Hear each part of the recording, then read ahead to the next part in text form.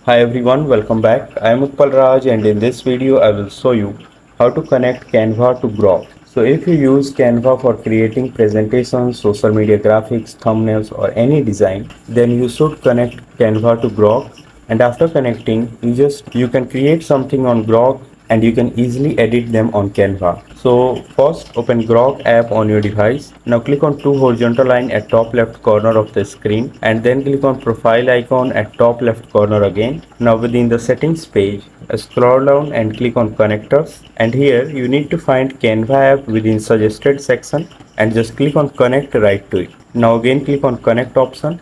Now just follow on screen instruction and log in with your user ID and password. Now once you complete the process, Canva will be listed as one of your connected apps within connected section. So if this video helped you in any way, make sure to like it, share it and subscribe to this channel. Thanks for watching.